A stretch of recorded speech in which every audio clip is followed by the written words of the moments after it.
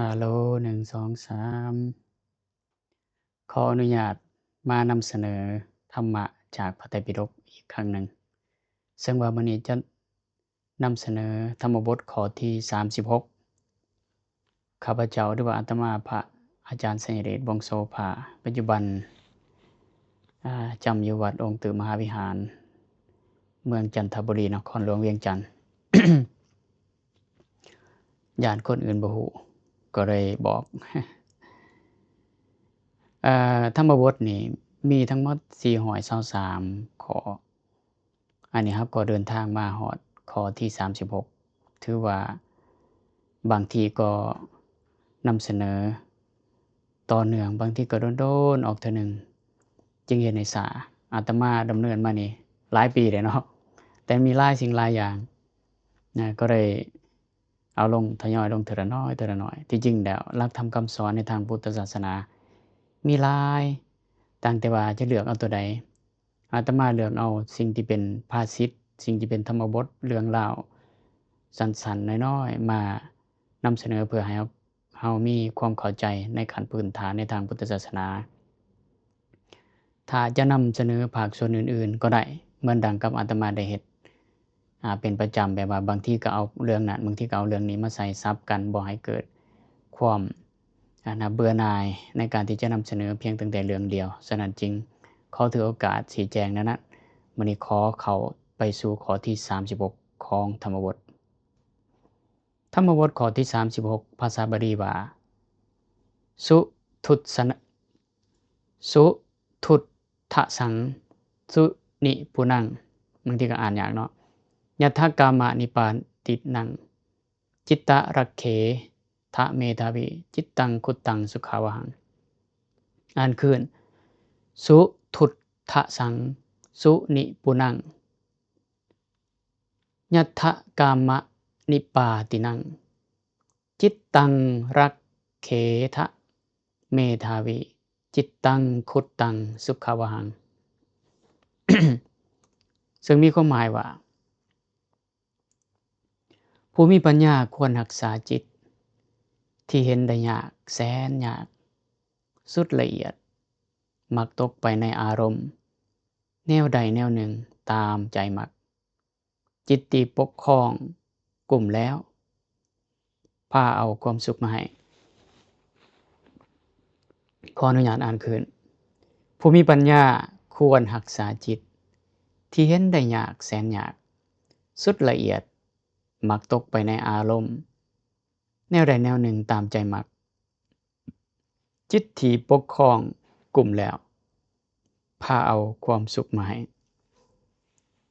เป็นหยังจึงเพิ่นจึงแปลว่าปกครองเพราะว่าในหั้นคุตตังภาษาบาลีคุตตังภาษาอังกฤษguard ก็คือรักษาปกครองคุ้มครองจิตที่คุ้มครองดีแล้วยอมนำสุขมาให้เฮาไปเบิ่งคำแปลที่เป็นภาษาอังกฤษ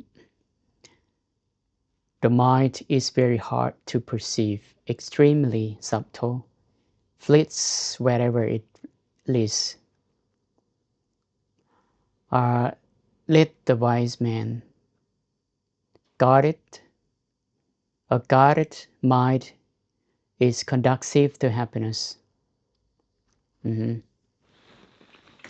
A guarded mind guarded นี่เป็นกริยาส่วนที่3จนกลายเป็นpast participle เฮ็ดหน้าที่มาขยายคำว่า mind มาขยายคำว่า mind เฮ็ดเป็นหน้าที่เป็น adjective ไปในโตเนาะ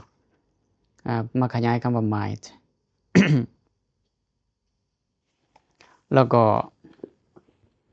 เมื่อมันเป็นแนวนั้นน่ะมันก็กลายเป็นว่าจิตนี่แม่นถูกรักษามาแล้วคือกันกับเราเคยเห็นว่า broken heart แปลว่าใจที่ถูกพังทลายมาแล้วหรือว่า ruin road ถนนที่เพแล้วแสดงว่ามีแนวอื่นเห็นมันเพฉะนั้นบางทีคำที่เป็นกริยาส่วนที่3หรือว่า past participle ก็มาเฮ็ดหน้าที่เป็นadjective ไปในตัวมาขยายคำนามที่อยู่ข้างหลังโอเคตัวนี้เป็น adjective conducive เป็นหยังว่าเป็น adjective เพราะมันอยู่ข้างหลังของ verb to be conducive to happiness นำไปสู่ความสุขจิตที่รักษาดีแล้วนำไปสู่ความสุข หรือว่าจิตที่รักษาดีแล้วนำความสุขมาให้ก็ได้เรื่องนี้มันมีนิทานประกอบเหมือนเช่นเคยนิทานเกี่ยวกับพระภิกษุสงฆ์ตนหนึ่งผู้ที่ จิตใจวุ่นวาย the story of a certain disgruntled bhikkhu คำว่า disgruntled ก็เป็นกริยาสองที่3มาเห็นที่เป็น adjective มาขยาย bhikkhu นี่เป็นภาษาบาลีถ้าเป็นอังกฤษแม่น monk โอเค disgruntled หมายถึง annoyed เกมแบบลักษณะแบบบ่สงบจิตที่บ่สงบภิกษุตนหนึ่งที่บ่สงบ While residing at the Jetavana Monastery the Buddha uttered หมายถึง said spoke ก็ได้ said ก็ได้กล่าว เป็น verb นะพระวิภาคเจ้าได้กล่าวคาถาข้อที่36นี้เกี่ยวกับปึ่มหมายถึงปึ่มธรรมบทเนาะ which reference to a young disgruntled bhikkhu who was the son of banker ซึ่งว่าเป็นนิทานที่เกี่ยวกับภิกษุหนุ่มคนหนึ่งภิกษุหนุ่มผู้ที่มีจิตใจบ่สงบตนหนึ่งซึ่งว่าเป็นลูกของนายขังก็ได้เนาะ a son of a banker สมัยนั้นก็เอิ้นว่านายขังสมัยนี้ก็จะเป็นเจ้าของลูกเจ้าของธนาคารนั่นเนาะonce แปลว่าในกาลครั้งหนึ่ง they lived in Savatthi the son of banker ในกาลครั้งหนึ่งมีลูกของนายขังนายขังผู้หนึ่งท่านหนึ่งที่อาศัยอยู่ในนครสาวัตถี This young man asked the bhikkhu who used to come to his house for alms ชายหนุ่มนี่ภาษาบาลีเขาจะเอิ้นว่ามานพหลายกว่าเนาะเวลาเราแปลก็คือว่ามานพตนหนึ่งหรือว่ามานพท่านหนึ่งมานพคนหนึ่งแต่คันบ้านเฮาภาษาง่ายๆก็คือชายหนุ่มหรือว่าเด็กชายเด็กหนุ่มคนหนึ่งผู้บ่าวนั่นเนาะ เด็กชายหนุ่มคนหนึ่งได้ถามภิกษุตนหนึ่งผู้ที่เคยมาบิณฑบาตอยู่เฮือนของเรา What he should do to be liberated from the ills of life เขาถามว่าเราควรจะเฮ็ดแนวใดเพื่อเป็นอิสระออกจากความอย่างก็ the ills of life หมายถึงความทุกข์ของชีวิตนี่ ills นี่หมายถึงความบ่สบายเนาะความเจ็บปวดแต่ว่า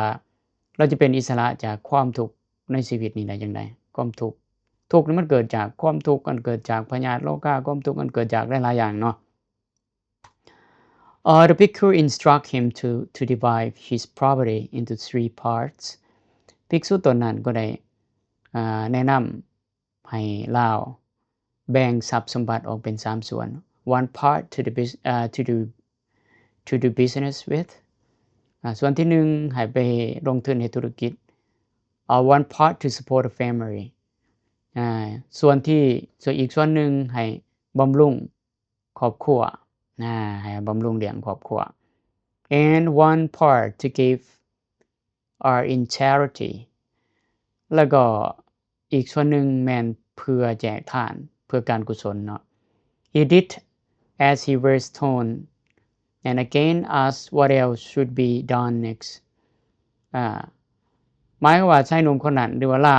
าวคนนั้นก็ได้เฮ็ดตามที่บอกแล้วก็อีกครั้งก็ได้ถามว่าเราควรจะเฮ็ดหยังต่อจากนั้น So he was further instructed first to take refuge in the Triple Gems เราก็จึงได้ถูกแนะนำครูบาแนะนำเติมอีกนะพระภิกษุตัวนั้นแนะนำเติมอีกว่าสิ่งสำคัญที่สุดคือหมายว่าทำอิฐนี่จะต้องขอถึงซึ่งพระรัตนตรัย first to take refuge in the Triple Gems ขอถึงซึ่งพระรัตนตรัย and to observe the 5 precepts แล้วก็รักษาศีลหรือว่าสมาทานศีล5 secondly ประการที่2 to observe the 10 precepts ประการที่2ไทยได้แม่นรักษาศีล10 and thirdly ประการที่3คือ to renounce the world and enter the Buddhist religious order to renounce the world ก็คือต้องละทางโลกและเข้าสู่การบวชเป็นภิกษุสงฆ์ในพุทธศาสนา The young man complied with all these instructions and became a bhikkhu. The young man complied The young man complied with all these instructions and became a bhikkhu. มานพตนนั้นก็ได้ปฏิบัติตามคำสอนทุกอย่างและก็ได้บวชเป็นภิกษุ As a bhikkhu, he was taught the Abhidhamma by one teacher and Vinaya by another. ในขณะที่เป็นภิกษุอยู่นั้นเราได้ถูกสอนอภิธรรมหรือว่าเราได้เรียนอภิธรรมจากอาจารย์ท่านหนึ่งแล้วก็เรียนวินัยจากอาจารย์ท่านหนึ่ง Being taught in this way เมื่อได้ถูกสอนในลักษณะนี้แล้ว He felt that there was too much to be learned เมื่อเราได้ถูกสั่งสอนในนั้นแล้วเราก็ได้รู้สึกว่าโอ้มันคือมันมีหลายสิ่งหลายอย่างแท้ที่จะต้องเรียนรู้เนี่ย that the disciplinary rules were too strict and too many เรารู้สึกว่าวินัยน่ะมันคือว่ามันเข่งแท้มีหลายสิ่งหลายอย่างแท้ so much so that there was not enough freedom even to stretch out one's hands มีหลายสิ่งหลายอย่างโพดจนเกือบว่าจะบ่มีอิสระเพียงพอเลยที่จะเหยียดแข้งเหยียดขาได้ประมาณนั้นเนาะแปลเป็นสำนวนอาจารย์แม้แต่จะเหยียดแขนก็ไปก็ยังผิดนะอันวินัยนะมันเฮ็ดอีหยังก็ผิดเบิดเนาะ He thought that it might be better to return to the life of a householder แล้วเราก็คิดว่าโอ้มันคงจะเป็นการดีเนาะที่จะกลับคืนไปสู่ชีวิตของความเป็นฆราวาส householder ก็คือคฤหัสถ์เนาะ As a result of doubt and discontent he became unhappy and neglectless เมื่อเป็นนั่นแหละเราก็มีแต่ความสงสัยและมีความบ่พออกพอใจหรือว่ามีความบ่พอใจเกิดขึ้นเราจึงบ่สบายเราจึงบ่มีความสบายใจแล้วก็ปะทิ่มภาระหน้าที่หรือว่าปะทิ่มกิจวัตรต่างๆ He also became thin and emaciated แล้วก็เป็นแบบจนจอยจนจืดเบิดเนาะคำสิเว้าเนาะจนจอยจนจืดจนเพลียเบิดwhen the Buddha came to know about this เมื่อพระผู้มีพระภาคเจ้าทรงรับรู้เรื่องนี้ He said to the young bhikkhu พระองค์ก็ได้ตรัสต่อภิกขุหนุ่มน้อยตนนั้น If you can only control your mind you will have nothing more to control so guard your own mind พระพุทธเจ้าจึงตรัสว่าถ้าหากว่า เจ้าสามารถควบคุมเพียงสิ่งเดียวนั่นคือใจของเจ้าก็บ่จำเป็นว่าจะต้องไปควบคุมหยังเลยดังนั้นเจ้าควรรักษาใจของเจ้าเพียงสิ่งเดียวเท่านั้น เพราะว่าวินัยมันมีหลายข้อพระพุทธเจ้าก็ได้บอกว่าบ่ยากมีข้อเดียวที่จะต้องรักษาก็คือใจพระพุทธเจ้าเว้าในนั้นมันก็ดีใจแล้วโอ้มีข้อเดียวซั่นโอ้แม่นหยังน้อขะหน่อยท่านอิงตามรายละเอียดเนาะ แม่นหยังขะหน่อยที่มีข้อเดียวที่จะต้องให้ขะหน่อยรักษานั้นก็คือมีแต่ใจเท่านั้นก็เว้าเนาะสำนวนภาษาอังกฤษว่า if you can only control your mind you will have